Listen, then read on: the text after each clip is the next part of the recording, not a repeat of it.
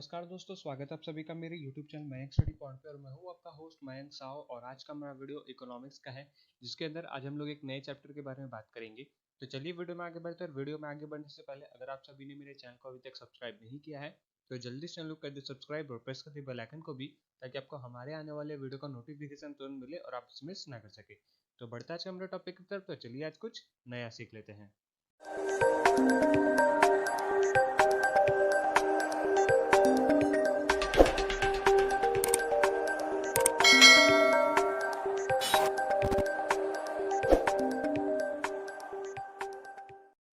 तो दोस्तों, वीडियो में आगे बढ़ने से पहले देखते हैं कि आज के इस वीडियो में हम लोग क्या सीखेंगे।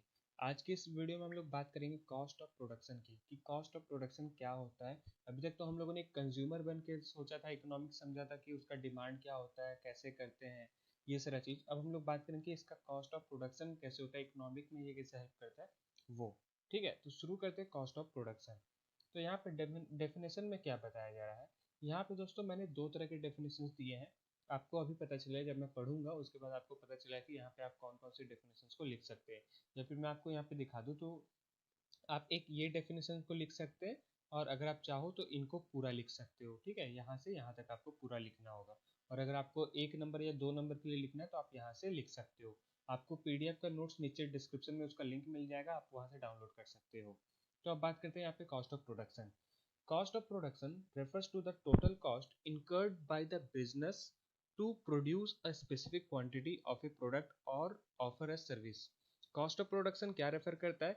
वो टोटल कॉस्ट को इनकर्ड करता है जो बिजनेस के अंदर एक किसी भी स्पेसिफिक प्रोडक्ट को प्रोड्यूस करने में जो प्राइस लगा है, या फिर सर्विस जो लग रहा है, कितने क्वांटिटी का वो सर्विस दे रहे हैं, या फिर कितने क्वांटिटी का प्रोडक्ट को वो प्रोड्यूस कर रहे हैं और कौन से स्पेसिफिक क्वांटिटी में कर रहे हैं, ये बताता है। ये उसको रेफर करता है कॉस्ट ऑफ प्रोडक्शन की, उस प्रोडक्ट का प्राइस कितना होने वाला है या फिर कितना होगा पर पीस, एक पर पीस क्वांटिटी का या फिर पर पीस यूनिट का क्या प्राइस होने वाला है मार्केट में, ये बताता है कॉस्ट ऑफ प्रोडक्शन। ठीक है, यहाँ पे क्या बताएंगे, प्रोडक्शन कॉस्ट में include things such as labour, raw materials और कंज्यूमेबल सप्लाईज। प्रोडक्शन कॉस्ट किसके साथ इंक्लूड होता है, कि मार्केट में हम लोग को कैसे पता चलता है कि वो साबुन 10 रुपए का है या फिर वो शैम्पू का सैचे 1 रुपए का है या 2 रुपए का है। उसके अंदर उसको वैल्यू कैसे पुट किया जाता है, उसके अंदर का वैल्यू। तो उसके अंदर का वैल्यू इस तरीके से पुट किया जाता है कि एक तो वो जो केमिकल यूज कर रहा है वो, दूसरा कि उसमें कितना लेबर का प्राइस लग रहा है, उससे रॉ मटेरियल्स हम लोग जो खरीदे हैं उसका क्या प्राइस लग रहा है, कंज्यूमेबल सप्लाईज क्या हो रहे हैं, कि हम लोग जो डिलीवरी कर रहे हैं आप तक पहुंचा रहे प्रोडक्ट, उसमें क्या चार्जेस हो रहे हैं, ये सारा चीज। अगर हम लोग एक ऑर्गेनाइजेशन बनकर सोचे, अगर हम लोग इस वीडियो को एक ऑर्गेनाइजेशन का सीईओ बनकर देखें, कि हम लोग जैसे कि मान लीजिए आपको कुछ प्रोडक्ट बनाना है मार्केट में पहुंचाने के लिए, तो आप उस प्रोडक्ट को बनाने के लिए क्या क्या खर्च होगा वो सब आप चेक करोगे, कि मुझे उसमें लोगों को कितना ज़रूरत पड़ेगा, उसमें मुझे कौन से रॉ मटेरियल्स चाहिए, उसमें क्या लेबर होगा या फिर क्या ट्रांसपोर्टेशन लगेगा इंपोर्ट में एक्सपोर्ट में, और भी एक्स वाई जेड चीज़ें जो हैं वो जो लगेंगी, उनका प्राइस आप बताओगे। ठीक है, इन इकोनॉमिक, अगर हम लोग इकोनॉमिक की भाषा में बात करें तो the cost of production is defined as the expenditures incurred to obtain the factors of production such as labor, land and capital that are needed in the production process of a product। तो जो हम लोगों ने अभी तक starting में पढ़ा cost of production की, एक किसी भी प्रोडक्ट का प्राइस को समझने में, कॉस्ट बताने के लिए हम लोग को ये सारी चीज़ों पे ध्यान रखना पड़ेगा, कि उसमें कितने लेबर्स हैं, कौन से जगह पे हम लोग बना रहे, लैंड का क्या खर्चा है, हम लोगों ने कितना इन्वेस्टमेंट किए हैं, और एक्स वाई जेड जो भी हमारे एक्सपेंडिचर्स, जितने भी हमारे खर्चे होंगे, उन सभी का कुछ हिस्सा हम लोग उस एक यूनिट के अंदर हम लोग लेंगे, तब जाके वो प्रोडक्ट का प्राइस बढ़ता है या फिर उतना आता है हम लोग को मार्केट के अंदर। ठीक है, ये तो हो गया डेफिनेशन का बात। आप लोग डेफिनेशन यहाँ से लिख सकते हो। एक बार मैं फिर से आपको बता दूं, द कॉस्ट ऑफ प्रोडक्शन से यहाँ तक आप लिख सकते हो, अगर आपको 1 नंबर या 2 नंबर के आंसर्स में लिखना है। और अगर आपको 3 नंबर या 5 नंबर के आंसर्स में लिखना है और पूरे अच्छे से डिफाइन करके लिखना है कॉस्ट ऑफ प्रोडक्शन क्या होता है, तो आपको यहाँ से लेके यहाँ तक लिखना है। ठीक है, अब बात करते हैं इसका टाइप कितने होते हैं, कॉस्ट ऑफ प्रोडक्शन के कितने सारे टाइप्स होते हैं। तो पहला आता है वेरिएबल कॉस्ट, दूसरा फिक्स्ड कॉस्ट, उसके बाद टोटल, उसके बाद एवरेज और आखिर में मार्जिनल। कहीं कहीं पे आपको बुक्स के अंदर फिक्स्ड कॉस्ट पहला दिखेगा और वेरिएबल कॉस्ट सेकंड दिखेगा। आपको वीडियो में भी फिक्स्ड कॉस्ट फर्स्ट दिखेगा और वेरिएबल सेकंड में दिखेगा। तो शुरू करते फिक्स्ड कॉस्ट से। फिक्स्ड कॉस्ट क्या होता है? जैसे कि हम लोग को नाम से ही पता चल रहा है कि फिक्स्ड, उसका जो कॉस्ट होगा वो फिक्स होगा। चाहे आप प्रोडक्शन करो या ना करो, आप चाहे सर्विस दो या ना दो, आपका जो प्राइस होगा वो फिक्स होगा। आप मार्केट में जाते हो, एक मान लो सोप लेने के लिए, साबुन लेने के लिए जाते हो, तो साबुन का मिनिमम प्राइस मान लेते हैं हम लोग 10 रुपए का। एक एक यूनिट का साबुन जो है वो 10 रुपए का है। तो वो साबुन का प्राइस कभी चेंज नहीं होगा, वो फिक्स्ड कॉस्ट उसका होता है, आप उसमें चेंज नहीं कर सकोगे कि भैया 9 रुपए में ले लो, भैया 8 रुपए में ले लो, ऐसा नहीं होगा। आप 10 रुपए ही दोगे उसके और वो 10 रुपए ही लेगा, ना 10 रुपए से ज़्यादा लेगा ना वो 10 रुपए से कम लेगा। तो ये होता है फिक्स्ड कॉस्ट की। आप जैसे ऑर्गेनाइजेशन के अंदर कोई प्रोडक्ट बना रहे हो या सर्विस बना रहे हो, तो उसका आप एक फिक्स्ड कॉस्ट रख देते हो कि मैं इतने में ही बेचूंगा, इतना ही उसका कॉस्ट पड़ेगा, इससे कम होगा तो यहाँ पे नुकसान हो जाएगा, आप किसी एक चीज का पैसे नहीं दोगे। ये होता है, ठीक है। तो यहाँ पे इसके डेफिनेशन में भी यही बताया गया है कि fixed cost are expenses that do not change with the amount of output produced. जो फिक्स्ड कॉस्ट ऐसा एक्सपेंस है जहाँ पे आप किसी भी तरह का अमाउंट में चेंजेस नहीं कर सकते हो जो आप प्रोड्यूस कर रहे हो, ठीक है। This means that the cost remained unchanged even when there is zero production or when the business has reached its maximum production capacity। और ये तब तक हमेशा चेंज रहेगा और इसमें किसी तरह का बदलाव नहीं आएगा, चाहे वो कंपनी जीरो प्रोडक्शन करे या तो वो कंपनी नहीं बनाए, कुछ भी प्रोडक्शन नहीं करे, या फिर वो अपने प्रोडक्शन के मैक्सिमम गोल तक भी क्यों ना पहुंच जाए, मैक्सिमम कैपेसिटी तक क्यों ना पहुंच जाए, तो भी उसका प्राइस जो है वो सेम होगा। जैसे कि यहाँ पे एक एग्जांपल मैंने लिखा है, a restaurant business must pay its monthly, quarterly और yearly rent regardless of the number of customers it serves. आप रेस्टोरेंट का एक देख सकते हो कि रेस्टोरेंट में तो हमेशा हर आदमी जाता नहीं है। रेस्टोरेंट हर कोई तो जाता नहीं है, कोई कोई जाता है। तो या फिर किसी दिन आपको 2 लोग जाते हुए देखेंगे या किसी दिन आपको 10 लोग जाते हुए देखेंगे।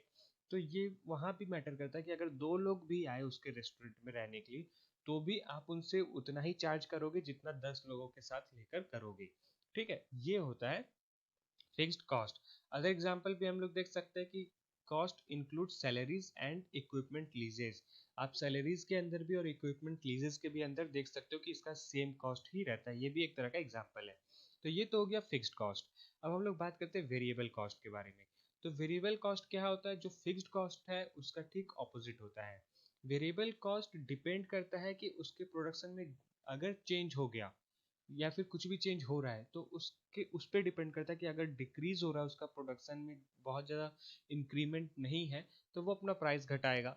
और अगर उसका प्रोडक्शन में या फिर उसका प्रोडक्ट का डिमांड में बहुत ज़्यादा इंक्रीज है, तो वो अपना प्राइस भी बढ़ाएगा। ऐसा प्राइस क्यों बढ़ाएगा? क्योंकि डिमांड ज़्यादा हो रहा है और उसके पास लिमिटेड रॉ मटेरियल्स है, जिसके कारण वो और चीज़ों को खरीदने में टाइम लगा रहा है। इसीलिए आप वो क्या करेगा, अपने प्रोडक्ट का प्राइस बढ़ाएगा, डेली डेली वो अपना प्रोडक्ट का प्राइस बढ़ाएगा। तो ये होता है वेरिएबल कॉस्ट। तो यहाँ पे यही बताया गया है कि variable cost are cost that change with the changes in the level of production. यहाँ पे प्रोडक्शन का लेवल जैसे ही जैसे चेंज होगा, वो अपने मैक्सिमम कैपेसिटी तक जैसे जैसे पहुंचेगा, वैसे वैसे उस प्रोडक्शन का कॉस्ट जो है चेंज होता रहेगा। That is they rise as the production volume increase and decrease as the production volume। और यही कारण होता है कि ये प्रोडक्शन के वॉल्यूम के इंक्रीज होने से राइज होता है और प्रोडक्शन के डिक्रीज होने से घटता है उसका वॉल्यूम। प्रोडक्शन का वॉल्यूम घटने से उसका प्राइस घटता है। If the production volume is zero then no variable cost are incurred. अगर प्रोडक्शन वॉल्यूम जीरो है कि उस दिन किसी भी तरह का प्रोडक्शन नहीं हुआ है, तो उसका कॉस्ट में भी कुछ भी चेंजेस नहीं होगा, उसमें कुछ भी चेंजेस नहीं होगा। Example variable cost include sales commission, utility cost, raw materials and direct labour cost. अगर जैसे कि यहाँ पे एग्जाम्पल दिया गया इन सभी चीज़ों का, जैसे आप लोग सेल्स कमीशन का बात कर लें। आप मान लो एक शॉप में बैठे हुए हो और वो आप उसमें सेल्स मैनेजर हो, तो वहाँ पे आपको किस तरीके से एक तो सैलरी मिल रहा है, लेकिन साथ में आपको कमीशन भी मिल रहा है। लेकिन वो कमीशन आपको कैसे मिलेगा कि आप उस टारगेट को रीच करोगे तो जाके मिलेगा। तो आप मान लीजिए किसी दिन बैठे हुए और आपके पास कोई कस्टमर ही नहीं आया, आप किसी तरह का प्रोडक्ट नहीं बेच पाए। अब जब प्रोडक्ट नहीं बेचोगे तब तक आपका टारगेट कंप्लीट नहीं होगा, टारगेट कंप्लीट नहीं होगा तो आपको आपका कमीशन नहीं मिलेगा। सेम यही चीज वेरिएबल कॉस्ट वहां पे भी अप्लाई हो रहा है। तो यही होता है वेरिएबल कॉस्ट। ये तो हम लोगों ने दो समझ लिया। अब तीसरा समझते टोटल कॉस्ट। दोस्तों टोटल कॉस्ट क्या होता है? अभी हम लोगों ने जब हम लोग ऊपर cost of goods of production का हम लोग देख रहे थे, तो वो प्रोडक्ट बनाने में जितनी चीज़ें खर्च हुई हैं और उन खर्च उसमें जितना पैसा लगा है हम लोग को, जितना एक्सपेंसेस हुआ है, उन सभी को इंक्लूड करके हम लोग उसका टोटल कॉस्ट निकालते हैं। यहाँ पे हम लोग उसका एग्जाम्पल भी देखेंगे। तो पहले हम लोग उसका डेफिनेशन समझते हैं। Total cost encompasses both variable and fixed variable. Total cost दोनों को मिलकर रहता है, variable or fixed. It takes into account all the cost incurred in the production process or when offering a service. ये cost कहाँ पे incurred होता है? उसके प्रोडक्शन प्रोसेस में, जब वो किसी तरह का ऑफर कर रहा है, चाहे वो अपना सर्विस दे रहा हो या फिर किसी तरह का गुड का ऑफर कर रहा होगा, सामान का। जैसे कि assume that a textile company incurs a production cost $9 per shirt. एक टेक्सटाइल कंपनी है, उसने अपने प्रोडक्शन का कॉस्ट दिया है एक शर्ट का $9 रुपया। $9 उसने एक शर्ट का प्राइस बताया है, जहाँ पे उसने बताया कि it produced 1000 units during the last month. उसने लास्ट मंथ 1000 यूनिट का प्रोडक्शन किया है। The company also page a rent $1500। उस कंपनी जहाँ पे वो कंपनी बेस्ड है, उस कंपनी ने उस जगह का $1500 का रेंट भी पे किया है। The total cost includes the variable cost. यानी कि जो टोटल कॉस्ट है वो किसके साथ? वेरिएबल कॉस्ट के साथ भी इंक्लूड हो रहा है, यानी कि $9 इंटू 1000। ये $9 पर शर्ट के साथ 1000, क्योंकि उसने 1000 शर्ट का प्रोडक्शन किया है, तो हर शर्ट का हम लोग कैलकुलेट करेंगे तो $9 के साथ $9000 हो जा रहा है। जहाँ पे उसका फिक्स्ड कॉस्ट हो जा रहा है $1500। $1500 की उसे पे करना ही है, चाहे उसका प्रोडक्शन हो या ना हो, उसको $1500 पे करना है। तो वो $1500 को भी ऐड करेगा उसके साथ। तो कितना हो जाएगा? 9000 के साथ 1500 को ऐड करेगा तो 10500 हो जाएगा। तो इसी हिसाब से उसका प्रोडक्शन का कॉस्ट जो है बढ़ जा रहा है। उसका कॉस्ट ऑफ प्रोडक्शन गुड्स का या सर्विस का प्राइस जो है वो बढ़ गया, क्योंकि उसको रेंट भी पे करना पड़ रहा है और उसका जो खर्च है वो खर्च शर्ट को बनाने में लग जा रहा है। ये हुआ टोटल कॉस्ट। अब बात करते हैं एवरेज कॉस्ट के बारे में। The average cost refers to the total cost production divided by the number of unit produced. Average cost कैसे निकालते हैं? कि हम लोग किसी भी प्रोडक्शन का कॉस्ट एवरेज निकालना हो तो वो कैसे निकालेंगे? तो वहाँ पे आप टोटल कॉस्ट ऑफ प्रोडक्शन को डिवाइड करोगे नंबर ऑफ यूनिट प्रोड्यूस्ड से, कि आप कितना प्रोडक्शन किए हो लास्ट मंथ, और वहाँ पे टोटल कॉस्ट, उसका टोटल कॉस्ट कितना पड़ा है लास्ट मंथ में। जैसे कि यहाँ पे हम लोगों ने 1000 प्रोडक्शन किया था और उनका पर डॉलर का नौ पर सेट का $9 था, तो यहाँ पे इस हिसाब से 9000 हुआ। तो 9000 को डिवाइड करेंगे हम लोग 1000 से और हमें पता चलेगा कि हमारा एवरेज कॉस्ट कितना है, फिक्स्ड कॉस्ट कितना है। ठीक है। It can also be obtain by summing the average variable cost and the average fixed cost. Management uses average cost to make decisions about pricing its product for maximum revenue और profit. और management इसी का use करके, इसी average cost का use करके decision लेते हैं कि उनको आगे प्रोडक्ट का मैक्सिमाइजेशन रेवेन्यू करने के लिए या फिर प्रॉफिट बनाने के लिए किस तरीके का प्राइसिंग रखना होगा अपने प्रोडक्ट के साथ फ्यूचर में। ठीक है। तो ये तो एवरेज कॉस्ट का बात हो गया। अब हम लोग बढ़ते हैं हमारे आखिरी पॉइंट की तरफ, जो है मार्जिनल कॉस्ट। वीडियो का आखिरी पॉइंट है मार्जिनल कॉस्ट। तो इसे आप लोग ध्यान से समझिएगा, ये थोड़ा सा कंफ्यूजिंग है।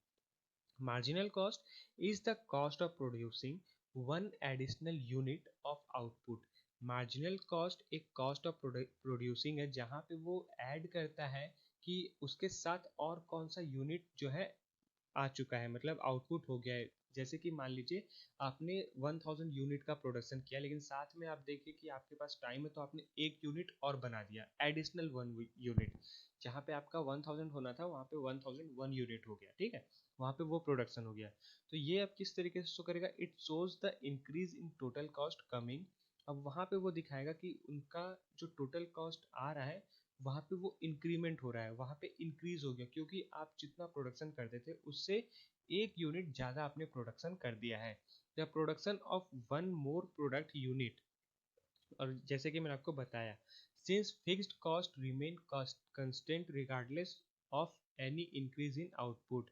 अब सिंस जो फिक्स्ड कॉस्ट है वो रिमेन रहेगा, एकदम सेम रहेगा, उसमें किसी तरह का चेंजेस नहीं होगा, चाहे वो इनपुट में चाहे वो उसका आउटपुट में इंक्रीमेंट हुआ हो या नहीं हुआ हो। Marginal cost is mainly affected by the changes in variable.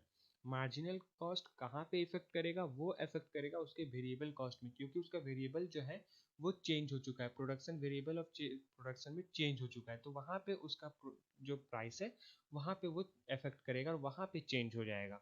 The management of a company relies on marginal cost to make decisions on resource allocation, looking at allocate production resources in a way that is optimal profitable।